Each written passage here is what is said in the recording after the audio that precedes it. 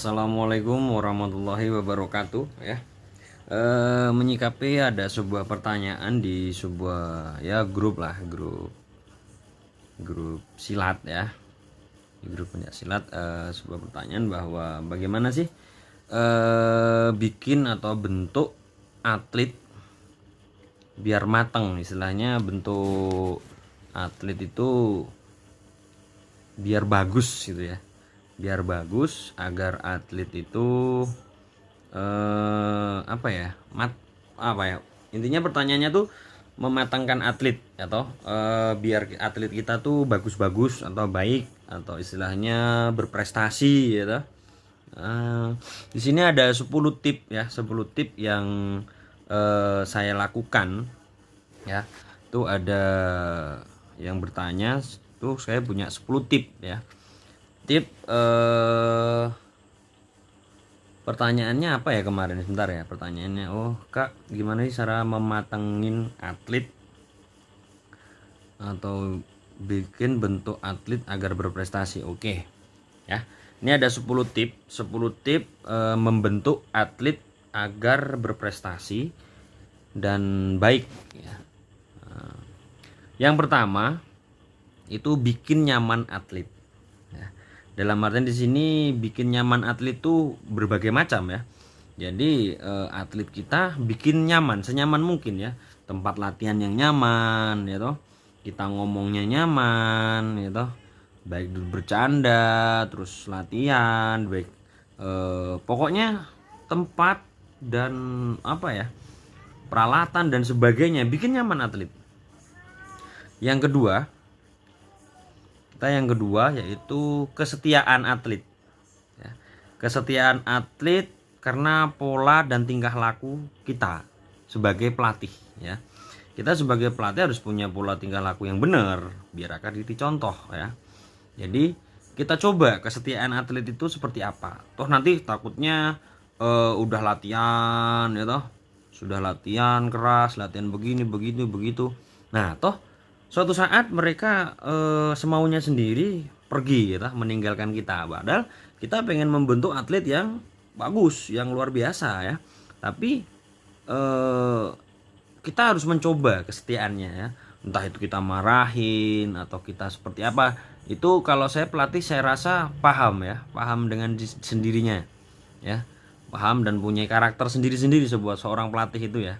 Pokoknya intinya dites lah kesetiaannya. Yang kedua tadi ya, ini yang ketiga. Yang ketiga itu kita harus mematangkan dasar-dasar pencak silat itu sendiri ya. Contoh tendangannya ya. Tendangannya harus yang benar, terus pukulan yang benar, kuda-kuda yang benar ya. Kita harus kuda-kudanya yang benar yang seperti apa? Kita dasarnya harus benar dulu ya. Arahnya pukulan, arahnya kemana, lintasannya kemana, sasarannya mana. Nah itu harus benar ya. Itu seperti apa kita harus terapkan. Tapi kalau dasarnya udah nggak benar, nanti jadi atlet pun ya nggak benar. Istilahnya tendangannya harusnya tendangan A tuh seperti ini lurus, tapi dia asal-asalan langsung nendang gitu ya. Jadi miring-miring kemana-mana, nanti gampang ditangkep. Tapi kalau dasar tendangannya benar, itu satu pasti keras ya, dan ada powernya. Terus sasarannya bener ya toh, sulit untuk ditangkap ya, macam-macam ya. Pukulan ya, sasaran pukulan, arah lintasannya harus bener, arahnya kemana, lintasannya kemana. Jadi di sini arahnya apa, arahnya kemana, arahnya ke depan ya, lintasannya, nah, lintasannya tuh lurus. Nah sasarannya apa, nah, seperti itu ya. Jadi yang ketiga itu ya, dasarnya diperbaiki. 4, pola latihan yang sering diulang-ulang. Nah, yang keempat, pola latihan yang sering diulang-ulang. Nah, pola latihan yang sering diulang-ulang itu sangat penting, saudara. Ya, dulur-dulur semuanya. Jadi, kalau kita mempunyai pola latihan yang benar, yang diulang-ulang terus, jadi nendang, contoh serangan satu itu seperti ini, Dek. Ya, tutup, pukul, tendang gini-gini, terus diulang-ulang terus. Diulang-ulang sampai mereka benar-benar di luar kepala istilahnya ya. Di luar kepala itu artinya dalam artian apa ya, mereka tanpa dikomando, begitu bilang satu, wah itu udah paham langsung. Nah itu dia udah luar kepala. Jadi sering pola latihan yang sering diulang-ulang, itu yang 4. Yang kelima, jamu atlet kita ya. Atlet kita harus dijamu, diberikan nutrisi yang terbaik. Tentunya ya seperti kita punya kas ya toh. Punya kas, kalau kita punya klub atlet, kita beri apa istilahnya, bukan sumbangan ya, apa ya, ini buat kalian ya, dari kalian buat kalian ya nantinya ya.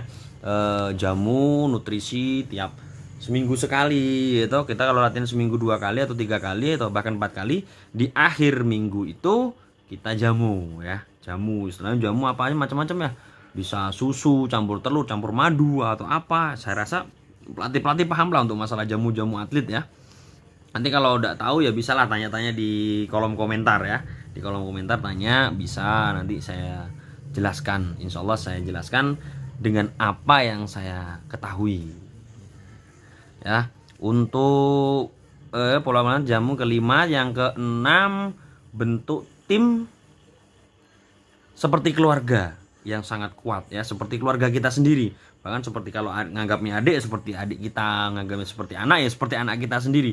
Jangan pernah membeda-bedakan antara atlet A, B, C, D dan D. Karena dia kalau udah merasakan iri itu tidak akan ada bentuk tim yang kuat ya. Tim yang kuat akan pecah. Wah, contoh nih Kak Dian. Wah, Kak Dian sukanya sama atlet ini terus. Mentang-mentang dia bagus, jadi enggak. Kita tidak boleh membeda-bedakan, kita harus mensamaratakan semua. Ya, mungkin masih ada yang merasa wah dibedakan, padahal kita udah setulus hati ya membedakannya. Diusahakan seminim-minim mungkin untuk tidak membeda-bedakan atlet. Nah, itu yang ke-6. Ya, yang ke-7, bentuk atlet sesuai spesialisnya. Contoh nih, bentuk atlet sesuai spesialisnya apa nih? Tendangan, dia bagusnya di tendangan T. Wah, jadi tendangan T-nya diasah terus berkali-kali, bahkan 1000 kali lipat per harinya. Jadi setiap habis latihan dikasih tugas, kamu harus melaksanakan tendangan ini segini, setoran ya, setoran segini terus. Jadi spesialisnya itu terus diasah.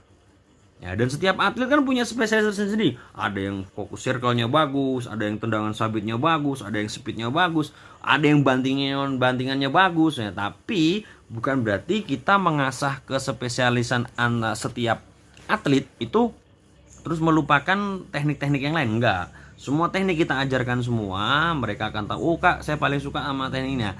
Seorang atlet akan paham sukanya yang mana, dan seorang pelatih akan paham, oh dia tuh bagusnya ini. Nah, jadi antara atlet dan pelatih harus saling mengisi, harus saling paham spesialisnya apa, terus kita memberikan tugas apa ya. Itu untuk yang ke-7 ya. Yang ke-8 itu yang ke-7 tadi. Yang ke-8 tuh beri arahan bahwa prestasi sudah tertulis ya. Buah prestasi itu udah tertulis oleh Allah, tinggal kita menjemputnya ya. Caranya menjemputnya ya banyak hal.